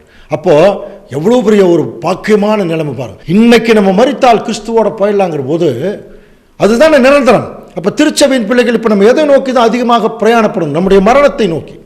மரணத்தை கண்டு பயப்படக்கூடாது. நம்முடைய மரணத்தை நோக்கி போகிறோம். ஏன்? கிறிஸ்துவோட போயிடலாம். அப்போ தேவனுடைய பிள்ளைகள் இப்போ வாழ்வதற்கு அதிகமாக முயற்சி செய்யக்கூடாதா? தாங்கள் சாவதற்கு என்ன முயற்சி அப்படின்னா அனாவசியமாக செத்துறக்கூடாது. தேவனுக்கென்று வாழ்ந்து முடிக்கிற ஒரு வாழ்க்கை இல்லையா? அதனால தான் கிறிஸ்துவுக்குள் இது முதல் மரிக்கிறவர்கள் பாக்கியவான்கள் சொல்லி எழுதினார். அப்போது நம்ம இருக்கக்கூடிய காலமே ஒரு பாக்கியமான காலம். கிறிஸ்து வந்திருக்கிறார், ராஜ்யம் வந்திருக்கு. இன்னையே அது வெளிப்படல. இன்னமும் ஒருவேளை நம்ம திருச்சபையின் பிள்ளைகளாக இருந்தால் நம்ம எப்போ வெளிப்படுறோமோ அன்னைக்கு தான் அங்கே கண்ணுக்கு தெரிகிற மாதிரி ராஜ்யம் வெளிப்படும். அது வரைக்கும் ராஜ்யம் நிலத்துக்குள்ளே புதஞ்ச ஒரு விதை மாதிரி தான். அது என்னைக்கு 1,44,000 முடியுதோ அப்போ வெளிப்படும். இதை குறித்து பவுல் எழுதுறார் பாருங்க, 2 தீமோத்தேயு 4:8. இது முதல் நீதியின் கிரீடம் எனக்காக வைக்கப்பட்டிருக்கிறது, நீதியுள்ள நியாயாதிபதியாகிய கர்த்தர் அந்நாளிலே அதை எனக்கு தந்தருளுவார். பர்டிகுலரா ஒரு நாளை குறித்து சொல்றார் பாருங்க, அந்நாளிலே எனக்கு தருவார். அப்ப ராஜ்யத்துக்குள்ளதாங்க பவுலுக்கே தேவன் வந்து ஆண்டவர் இயேசு கிறிஸ்து அந்த வாய்ப்பை கொடுக்கிறார். அப்படின்னா டோட்டல் 1000 வருஷமும் கிறிஸ்துவுக்கு மட்டும்தான். புரியுதுங்களா? டோட்டல் 1000 இயர்ஸ் கிறிஸ்துவுக்கு மட்டும்தான். இப்ப பவுலே உள்ள வந்தா கூட அந்த நாளுக்குள்ளதான் ராஜ்யத்தினுடைய ஆசீர்வாதத்தை வாங்க முடியும். அப்போ ராஜ்யம் ஏற்கனவே ஆரம்பிச்சாச்சு, இப்போ உள்ள வர்றார். உள்ள பாருங்க, இப்போ என்ன பண்ணலாம், 1874 பிறகு உள்ள வர்றார். அப்போ டோட்டல் 1000 இயர்ஸ் பவுலுக்கு வருமா இல்லை பேதுருக்கு வருமா? ஒரு நாள் கம்மியானாலும் கம்மி தான். ஏன் அதை சொல்ல வரேன்னா, இன்னைக்கு நிறைய பேர் அதை சொல்லி வெளிப்படுத்தல் 20ஆம் அதிகாரத்தை 4ஆம் வசனம், அந்த 5ஆம் வசனம் 6ஆம் வசனத்தெல்லாம் சொல்லி என்ன பண்ணுறாங்கன்னா, அது ஒன்றை மட்டும் பிடிச்சிக்கிறாங்க. இயேசு கிறிஸ்துவோட கூட 1000 ஆண்டு அரசாட்சி செய்தார்கள், அரசாண்டார்கள்ங்கிற வார்த்தையை, அதனுடைய அர்த்தம் என்னங்கிறது அடுத்து வரக்கூடிய வாரங்கள் நம்ம பார்க்க போகிறோம். அந்த ஒரு வசனத்தை வச்சுக்கிட்டு பாருங்க, கிறிஸ்துவோட 1000 ஆண்டு அரசாட்சி செய்தார்கள் வசனம் இருக்கு. அப்போ 1000 ஆண்டு அரசாட்சி இன்னும் ஆரம்பிக்கல, ஏன்னா திருச்சபைன்னு முடியலன்னு ஒரே வார்த்தையில் முடிச்சுட்டு போயிடுறாங்க. ஆனால் அந்த கிரீடமே அவருக்கு பவுலுக்கு எப்போதான் கிடைக்குதுன்னா அந்த நாளுக்குள்ளதான். பாருங்க, அந்நாளிலே அதை எனக்கு தந்தருள்வார். எனக்கு மாத்திரமல்ல, அவர் பிரசன்னமாகுதலை விரும்புகிற யாவருக்கும் அதை தந்தருள்வார். இதைத்தான் கொலோசியர் 3ஆம் அதிகாரம் 3ஆம் வசனத்தில், ஏனென்றால் நீங்கள் மரித்தீர்கள், உங்கள் ஜீவன் கிறிஸ்துவுடனே தேவனுக்குள் மறைந்திருக்கிறது. அடுத்தது, நம்முடைய ஜீவனாகிய கிறிஸ்து வெளிப்படும் போது, வரும்போதுன்னு சொல்லல, வெளிப்படும் போது நீங்களும் டோட்டலா 144,000 பேர் சொல்றார், அவரோட கூட மகிமையில் வெளிப்படுவீர்கள். அப்ப வருவதுக்கு ஒரு டைம், வெளிப்படுறதுக்கு ஒரு டைம், கிறிஸ்து வர்றதுக்கு ஒரு டைம், வெளிப்படுறதுக்கு ஒரு டைம், கிறிஸ்துடைய ராஜ்யம் வர்றதுக்கு ஒரு டைம். அது வந்திருக்கு, நிலத்தில் போஞ்சிருக்கு, கொஞ்ச நாள் அது வெளிப்படும். அது வெளிப்படும் போது 144,000 பேர் கிறிஸ்துவோட வெளிப்படுவார்கள். நல்லா புரிஞ்சுக்கலாம். அப்போதான் உலக ஜனங்களுக்கே, ஓ ராஜ்யத்துக்குள்ளதான் நம்ம இருக்கிறோமா. ஏன்? அவர்கள் நன்மையை மட்டும் பார்த்து உயிர்த்தெழுதலை பார்ப்பாங்க. அப்போதான் அவங்க வந்து அந்த வித்தியாசத்தை உணர்வாங்க. இப்போ போய் ராஜ்யத்தில் இருக்கிறீங்கன்னு சொன்னால் யாருமே நம்ப மாட்டாங்க. பைபிளில் சத்திய வசனத்தில் இருக்கிறவங்களே நிறைய பேர் நம்புறதில்லை. ஏன்னா அது நிலத்தில் புதஞ்ச மாதிரி இருக்கு, யாரும் நம்ப மாட்டாங்க. ஆனால் எப்போ நம்புவாங்க? கண்ணுக்கு தெரிகிற மாதிரி இருக்கும்போது நம்புவாங்க. நல்லா புரிஞ்சுக்கலாம். அப்படியே கிறிஸ்துவுடைய ராஜ்யத்துக்குள்ள உலக ஜனங்கள் உயிர் தெழுந்து வந்தாலும் உடனடியாக சிங்கம் மாட்டை போல வைக்கோல் தின்னாது. எப்போ தின்னுச்சது? ஆதாமும் ஏவாளும் கீழ்ப்படுத்திட்டு இருந்த போது, இல்லையா? அப்போ அந்த ப்ராசஸ் எப்போ நடக்கும்? உயிர்த்தெழுதல் நடக்கணும், அப்போ தேவனுடைய சத்தியங்கள் அவங்களுக்கு போதிக்கப்படணும், சில அனுபவங்கள் அவங்களுக்கு கிடைக்கணும், அதன் மூலம் உண்மையை தெரிஞ்சுக்கணும். அதுக்கப்புறம் தாங்க கீழ்ப்படிவாங்க. என்னைக்கு ஆதாமின் சந்ததி கீழ்ப்படிய ஆரம்பிக்கிறாங்களோ அன்னைக்கு தான் சிங்கம் மாட்டை போல வைக்கோல் தின்னுமே ஒழிய, வந்தோடனே சிங்கம் எல்லாம் மாட்டை போல வைக்கோல் எல்லாம் திங்காது. அந்த சூழ்நிலையெல்லாம் மாறாது. அப்படின்னு இன்னைக்கு என்ன நடந்துட்டு இருக்கு? ஆண்டவர் இயேசு கிறிஸ்து வந்து என்ன பண்ணிட்டு இருக்கார்? நமக்கு திட்டமும் தெளிவுமான வசனங்கள் இருக்கு, இல்லையா? மல்கியா தீர்க்க தரிசன புஸ்தகத்தை படிக்கிறோம் இல்லையா? நீங்கள் தேடுகிற ஆண்டவர் தம்முடைய ஆலயத்துக்கு தீவிரமாக வருவார். அவர் வரும் நாளை சகிப்பவன் யார்? அவர் வெளிப்படுகையில் நிலை நிற்பவன் யார்? கிறிஸ்து வந்து இப்போ என்ன பண்ணிட்டு இருக்கார்? அவர் உட்கார்ந்து முதல்ல வெள்ளியை சுத்தம் புடமிட்டு கொண்டிருந்தார். அது படிச்சிருக்கிறோம். கிறிஸ்து வந்தோடனே சத்தியத்தை சுத்தம் பண்ணார். இப்போ சத்தியத்தை ஏற்றுக்கொண்ட லேவியின் புத்திரர் தேவனுடைய பிள்ளைகள் சுத்தம் பண்ணி அவர்களை நீதியாய் காணிக்கை செலுத்தும்படி அவர்களை பொன்னைப் போலவும் வெள்ளியைப் போலவும் புடமிடுகிறார். இது யாருக்காவது தெரியுமா? யாருக்குமே தெரியாது. ஏன்னா இன்னும் அது வெளிப்படலை. அப்போ இயேசு கிறிஸ்துடைய ராஜ்யம் வந்திருக்கிறது, ஆனால் இன்னும் அது என்ன ஆகலை? வெளிப்படலை. அதனால தான் 2 பேதுரு 3:10 சொன்னார், கர்த்தருடைய நாள் இரவிலே திருடன் வருகிற விதமாய் வரும். சரிங்களா? கர்த்தருடைய நாள் இரவிலே திருடன் வருகிற விதமாய் வரும், அப்பொழுது வானங்கள் மடமடவென்று அகன்று போகும். எப்போ? வந்திருக்கும் போது. பூதங்கள் அப்படிங்கிறது அமைப்புகள் எல்லாம் உருகி போகும். இப்போ பிரச்சனை என்னன்னா, உடனடியாக ஒரு செகண்டில் போகுமா இல்லை கிராஜுவலாக வெளியே போகுமா? இதுதான் எல்லாருக்கும் ஒரு பெரிய, அப்படியெல்லாம் ஒரு மேஜிக் மாதிரிலாம் போகாது, இல்லையா? அப்போது இன்னைக்கு இருக்கிற வானம் அப்படிங்கிறது நமக்கு தெரியும். இப்பொழுது இருக்கிற வானமும் பூமிங்கிறது நமக்கு தெரியும் இல்லையா? சாத்தானுடைய கண்ணுக்கு தெரியாத அரசாட்சி, அவனுடைய அமைப்புகள். இது சாத்தானுடையது. இப்போ இயேசு கிறிஸ்து வந்து இதை வெளியெடுக்கும் போது, அப்போ அந்த சாத்தானுடைய அமைப்புக்குள் இருக்கிறவங்களுக்கு ஒரு நல்ல காலமா கெட்ட காலமா? அங்கே ஒரு சந்தோஷமா அலறுதலா? அப்படின்னா ஒரு பயங்கரமான அலறுதல் இருக்கும். ஏன்? காலங்காலமா சாத்தான் இதில் பழகி வச்சுட்டான். கிறிஸ்து வந்து இதை ஆப்ரேஷன் பண்றார், வலிக்கும். அதனால தான் அவருடைய நாளை குறித்து சொல்லும் போது பாருங்க, ஏசாயா தீர்க்கதரிசி எழுதுறார் 13ஆம் அதிகாரம் 6ஆம் வசனம், அலறுங்கள், கர்த்தரின் நாள் சமீபமாய் இருக்கிறது, அது சர்வ வல்லவரிடத்திலிருந்து மகா சங்காரமாய். பார்த்தீங்களா? சர்வ வல்லவரிடத்திலிருந்து மகா சங்காரமாய் உள்ள வருது. அதனால் எல்லா கைகளும் நெகிழ்ந்து, அப்போ அந்த மனுஷன் என்ன கிரியை செஞ்சாலும் அவனால அதனுடைய பலனை அனுபவிக்க முடியாது, அவனால வேலையை செய்ய முடியாது. எல்லா மனுஷருடைய இருதயம் கரைந்து போகும். ஏன் அப்படின்னா, இதோ தேசத்தை பாழாக்கி அதன் பாவிகளை அதிலிருந்து அழிப்பதற்காக பாருங்க, எதுக்கு கர்த்தருடைய நாள் உள்ள வந்திருக்குதா? கர்த்தருடைய நாள் கடூரமும் மூர்க்கமுமாய் வருகிறது. அதே ஏசாயா 2:19 வாசிக்கலாம். பூமியை தத்தளிக்க பண்ண கர்த்தர் எழும்பும் போது அவருடைய பயங்கரத்திற்கும் அவருடைய மகிமை பிரதாபத்திற்கும் விலகி கண்மலைகளின் கெபிகளிலும் பூமியின் குகைகளிலும் இன்னும் கொஞ்ச நாள் இதுதான் நடக்க போதான். அவர் பயங்கரமா தத்தளிக்க எழும்பும் போது எல்லாரும் எங்க ஒளியறதுக்கு இடமே இல்லாம ஒடிவாங்களாம். அப்போ பூமியை தத்தளிக்க கர்த்தர் எழும்பும் நாளிலே இப்படி ஒரு விஷயம் நடக்கும். கவனிக்கிறீங்களா? அப்போ மனுஷன் பணிந்து கொள்ள தனக்கு உண்டாயிருந்த தன் வெள்ளி விக்கிரகங்களையும் தன் பொன் விக்கிரகங்களையும் மூஞ்சல்களுக்கும் துறிஞ்சல்களுக்கும் எரிந்து விடுவான். விக்கிரகங்கள் கட்டோடே ஒளிந்து போகும். கிறிஸ்து வந்து இப்ப இந்த வேலையை செய்யறதுக்குரிய பாருங்க, பல வேலைகள் செய்கிறார். அதுல முக்கியமான வேலை என்ன? தேவனுக்கு பிடிக்காத ரொம்ப வருஷமா சாத்தான் சொல்லி கொடுத்த விக்கிரக ஆராதனை. இன்னைக்கு அது போப்பு மார்க்கத்திலே கொண்டு வந்துட்டான் பாருங்க. இப்ப இயேசு கிறிஸ்து வந்து ஒரு ஓவர் நைட்ல இதை தூக்கி எல்லா விக்கிரகங்களையும் தூக்கி அழிச்சிருந்தார்னு வச்சுங்க, மனுஷன் என்ன பண்ணுவான் தெரியுமா? ஐயோ, என்னை காப்பாற்றிட்டு இருந்த சாமியவே இந்த இயேசுங்கிற ஒருத்தர் வந்து தூக்கி வீசிட்டாரு, அப்பவும் திட்டுவான் மனுஷன். கவனிக்கிறீங்களா? அப்போ இயேசு கிறிஸ்து இங்க வந்து ஒரு சைக்காலஜிக்கல் வேலை செய்கிறார். என்ன வேலைன்னா, ஒரு மகா உபத்திரவ காலத்தை இந்த பூமியில கொண்டு வரார். 4 அமைப்புகளை அழிவை கொண்டு வரார். அப்படி வரும்போது மனுஷன் தன் உண்டாக்கி இருந்த விக்கிரகங்களை எல்லாம் நோக்கி பார்த்தீங்கன்னா அதை போய் கெஞ்சுவானா, என்னை காப்பாத்து. பாருங்க, இன்னைக்கு நடந்திருக்கு அன்புக்குரிய சகோதர சகோதரர்களே, கவனிங்க. இப்ப பத்திரிகைகள் கூட பார்த்தோம், ஒரு சில விக்கிரகங்கள் எல்லாம் ஜனங்களே தூக்கி வெளியில் வீசிட்டாங்க.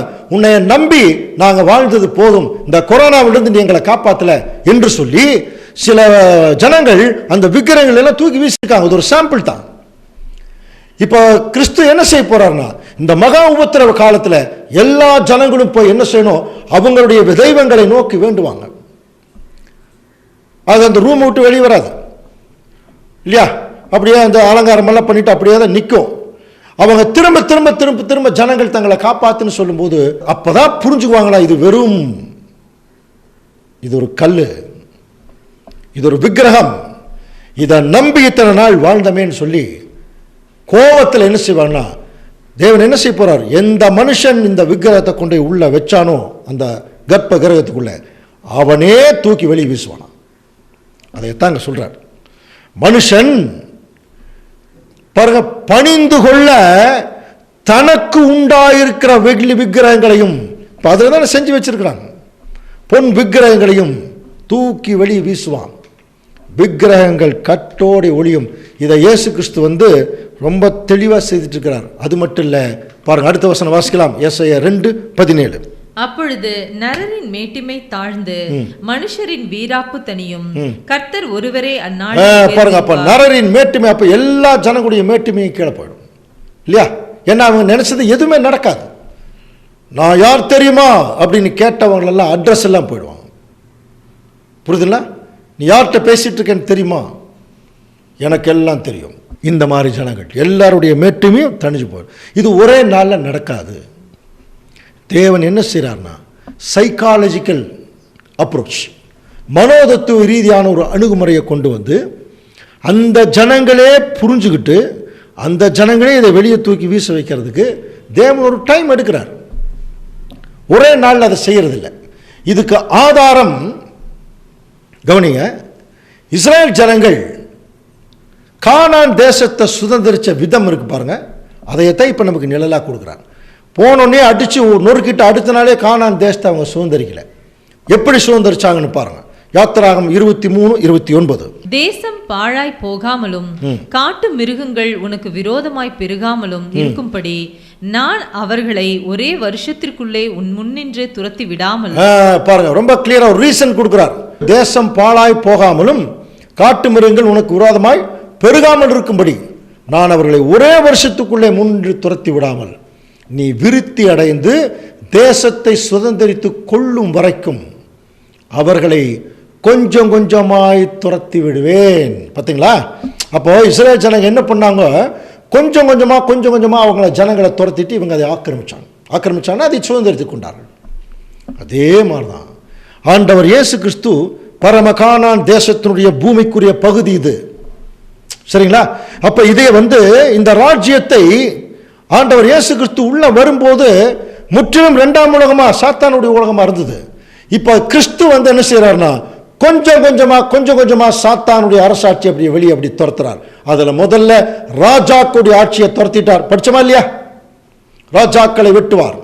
அடுத்து தலைவர்களுடைய ஆட்சியை துரத்துவார் இல்லையா? அப்போ ஒவ்வொரு ஆட்சிகளாக, ஒவ்வொரு ஆக்கிரமிப்புகளாக தனித்தனியா வெளியெடுக்கிறார். இதுக்கு ஒரு டைம் எடுக்குமா இல்லையா?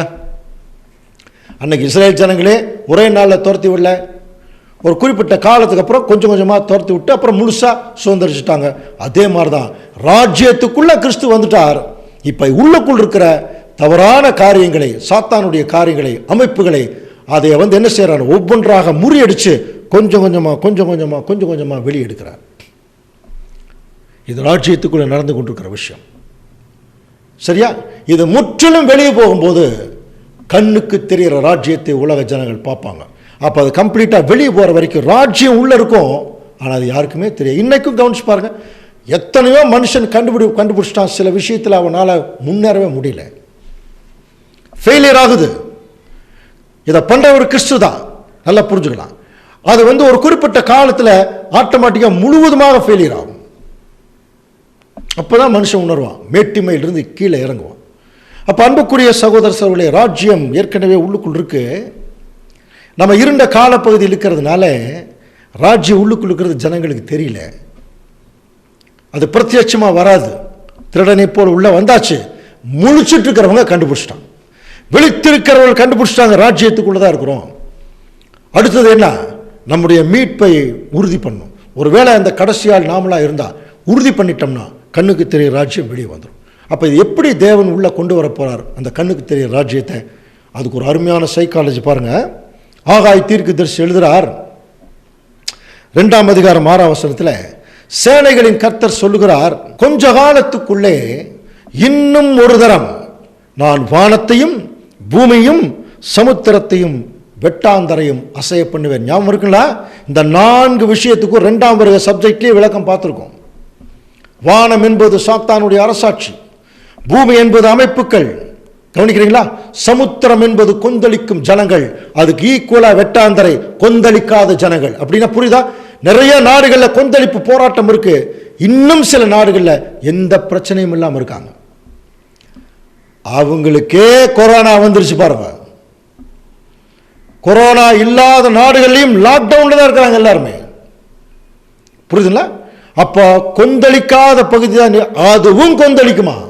அதைத்தான் சொல்லும்போது ஒரு பயங்கரமான அசைவை நான் கொண்டு வருவேன், சகல ஜாதிகளையும் அசைய பண்ணுவேன் சொல்றார் பாருங்க. அப்போ இன்னைக்கு அமைதியா சில நாடுகள், கனடா, ஆஸ்திரேலியா, சுவிட்சர்லாந்து, இதுல எந்த பிரச்சனையுமே இல்லைன்னு நினைக்கலாம். ஆனா எல்லா நாடுகளையும் பிரச்சனை வந்துடும். அப்ப தெரிஞ்சுக்கலாம் நம்ம வெரி லாஸ்ட்ல இருக்கிறோம். இப்போ பாருங்க, சகல ஜாதிகளையும் அசைய பண்ணுவேன், சகல ஜாதிகளும் விரும்பப்பட்டவர் வருவார்னு ஒரு வசனம் இருக்கு. இப்போ கவனிக்கலாம். அப்போ சகல ஜாதிகள் எல்லாமே அசைக்கப்படும் போது அப்போ விரும்பப்பட்டவர் யாருங்க? விரும்பப்பட்டவர் கிறிஸ்துவா? இயேசு கிறிஸ்துவ விரும்புறது இல்லையே யாருமே. கிறிஸ்தவர்களே கிறிஸ்து வர்றதை விரும்புறது இல்லை. அப்புறம் எப்படி சகல ஜாதிகளாலும் விரும்பப்பட்டவர் கிறிஸ்து நம்ம முடிவுக்கு வர முடியும் இல்லையா? இது தமிழில் தாங்க இப்படி இருக்கு. சகல ஜாதிகளையும் அசைய பண்ணுவேன், சகல ஜாதிகளாலும் விரும்பப்பட்டவர் வருவார். அது ஆங்கிலத்தில் படித்தோம்னா இந்த வசனம் ரொம்ப கிளியராக புரியும். கவனிக்கலாம் பாருங்க. I will shake all nations and the desire of all nations shall come. The desire of all nations shall come. இதைத்தான் தமிழில் சகல ஜாதிகளாலும் விரும்பப்பட்டவர் வருவார் இருக்கு இல்லையா. ஆக்சுவலாக ஒரிஜினல் அப்படி இல்லை. சகல ஜாதிகளையும் நான் அசைய பண்ணும் போது சகல ஜாதிகளும் விரும்பினது இந்த பூமியில் வருமா? சகல ஜாதிகளும் என்ன விரும்புகிறாங்க தெரியுங்களா? அன்புக்குரிய சகோதர சகோதரிகளே சொல்லுங்க, என்ன விரும்புகிறாங்க சொல்லுங்க. ஒரு நல்ல ஆட்சி வராதா பாருங்க இல்லையா? இன்னைக்கு மக்களுடைய ஆதங்கமே அதுதாங்க. அந்த அரசியல்வாதிகள்லாம் ரொம்ப அழிச்சு போட்டாங்க நாட்டேன்னு பேசிக்கிறாங்க. அவங்க பேசிக்கிறாங்க, நம்ம பேசுறது இல்லை. அரசியல்வாதிகள்னால தான் எல்லாமே அழிஞ்சு போச்சு. அரசியல்வாதிகள் கையில் கொடுத்து தான் அவங்களுடைய தவறான கொள்கை கோட்பாட்டினால தான் எல்லாமே அழிஞ்சு போச்சு. புரியுதுங்களா? அப்போது அதனால தான் ஒரு மகாபெரிய அசைவை இந்த பூமி பார்க்க போகுது. அப்போது எல்லா ஜனங்களும் தங்களை காப்பாற்றுறதுக்கு ஒருவருமே இல்லைங்கிற கண்டிஷனில் உபத்திரவ காலத்தில் கொண்டு வந்து தேவன் நிறுத்துவார். உண்மையான கடவுளேன்னு கூப்பிடுவாங்க. கவனிக்கிறீங்களா? ஒரு நல்ல ஆட்சி இந்த பூமியில் வராதான்னு நினைக்கும் போது சரியாக இறக்கு வரான் அந்த ஆட்சி. அப்போ உலக ஜனங்களுக்கு கண்ணுக்கு தெரிகிற மாதிரி அந்த ஆசீர்வாதங்களை இறக்கும் போது தான் தெரியும் ஜனங்களுக்கு, ஓ நாம் தேவனுடைய ராஜ்யத்தில் இருக்கிறோம். அதுக்கு பேர் தாங்க கண்ணுக்கு தெரிகிற ராஜ்யம். எல்லா ஜனங்களுக்கும் தெரிகிற மாதிரி இறக்க போகிறார் பாருங்க, அந்த ராஜ்யம் தான் கண்ணுக்கு தெரியும்.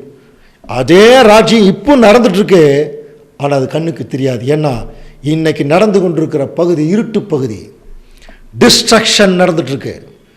பிடுங்குதல், இடித்தல், அழித்தல், கவிழ்த்தல் இப்போ நடந்துட்டுருக்கு. கட்டுதல், நட்டுதல். இது கம்ப்ளீட் ஆனதுக்கப்புறம் ஒட்டுமொத்த உலக ஜனங்களை உயிர் தெழுப்பும் போது எல்லா ஜனங்களும் புரிஞ்சுக்குவாங்க நம்ம ராஜ்யத்துக்குள்ளே தான் இருக்கிறோம். ஸோ அது வரைக்கும் இந்த பூமி ஒரு உபத்திரவத்தை நோக்கி போயிட்டுருக்கு. அப்படின்னா கிறிஸ்துவுடைய ராஜ்யத்தில் உபத்திரவம் இருக்கா? ஆமாம். கிறிஸ்துவுடைய ராஜ்யத்தில் தான் 3ஆம் உலக யுத்தம் வருமா? ஆமாம். பைபிள் கிளியராக இருக்கு. புரியுதுங்களா? ஏன் அப்படின்னா இந்த 3ஆம் உலக யுத்தத்தை சாத்தான் கொண்டு வர மாட்டான், அவன் செய்ய மாட்டான். அவனுக்கு நல்லா தெரியும் தேவனுக்கு விரோதமாக அந்த யுத்தம் நடந்துச்சுன்னா அவன் தோத்துருவான், நல்லா தெரியும். அதனால தான் இவன் என்ன பண்ணுறான்னா அதை தட்டி கழிக்கிறதுக்கு தான் சமாதானம் சொல்லி மேற்பூச்சா பூசி ஐக்கிய நாடுகள் சபை ஏற்படுத்தி நாங்கள் சமாதானம் பண்ணுறோம்னு சொல்லிட்டு இருக்கான். நம்ம என்ன படிச்சிருக்கிறோம்? சமாதானத்திற்கு காத்திருந்தோம், இதோ ஆபத்துன்னு படிச்சிருக்கோம் இல்லையா? அப்போ அன்புக்குரிய சகோதர சகோதரர்களே, சாத்தான் இந்த ஜனங்களை கம்ஃபர்டபுளாக அஞ்ஞானத்தில் வைக்கிறதுக்கு தாங்க ட்ரை பண்ணுவான். அவன் உத்தரவு காலத்துக்கெல்லாம் ஒத்துக்க மாட்டான். ஏன் வந்துச்சுன்னா யார் உண்மையான கடவுள்னு தெரிய ஆரம்பிச்சிடும். இப்போ பாருங்க, இவன் என்னதான் டெக்னாலஜியில் ஜனங்களை வளர்த்திருந்தாலும் கிறிஸ்து அதை உடச்சிட்டா இருப்பான். என்னைக்கு அமெரிக்காவுடைய 2 டவர் உடச்சோ அன்னைக்கே உலக பொருளாதாரம் போயிடுச்சு. இன்னைக்கு கொரோனா எவ்வளோ பெரிய பொருளாதாரம் கீழே போயிடுச்சு பாருங்க. இவன் என்னதான் மேலே கொண்டு வரலான்னு நினைச்சாலும் இயேசு கிறிஸ்து அதை தட்டி கீழே தள்ளிடுவார். காரணம், அவருடைய ராஜ்யம் உள்ள வரணும். அவருடைய கமாண்டை கையில் எடுத்திருக்கார், ராஜாதி ராஜா வந்திருக்கார், பராக்கிரமம் செய்துட்டு இருக்கார். ஆனால் இது யாருக்குமே தெரியாது, அவருடைய திருச்சபையின் பிள்ளைகளை தவிர. இன்னைக்கு நம்ம பைபிள் வசனத்தை வச்சு தான் இதெல்லாம் நம்புகிறோம் இல்லையா? அப்போ அன்புக்குரிய சகோதர சகோதரர்களே, ராஜ்யம் ஆரம்பிச்சிருக்கு, ஆனால் அது யாருக்கும் வெளியே தெரியாது. ஏன்னா அது உள்ளுக்குள்ளே தான் மண்ணுக்குள்ளே புதைஞ்ச விதை மாதிரி இருக்குது. ஒரு குறிப்பிட்ட காலமாகும் போது விதை முளைக்கும் போது எப்படி வெளியே வருதோ, செடி வெளியே வருதோ, அந்த மாதிரி கண்ணுக்கு தெரிய ராஜ்யம் வெளியே வரும். அப்பொழுது திருச்சபை முன்னாடி வெளியே நிற்கும். ஸோ வரக்கூடிய அடுத்த வகுப்பில் இன்னும் ஊர்ஜிதமான அநேக காரியங்களை குறித்து நாம் என்ன செய்யலாம், தொடர்ந்து சிந்திக்கலாம். தேவன் தாமே இந்த வசனங்களை நமக்கு ஆசீர்வாதமாக்கி தருவாராக. ஆமென்.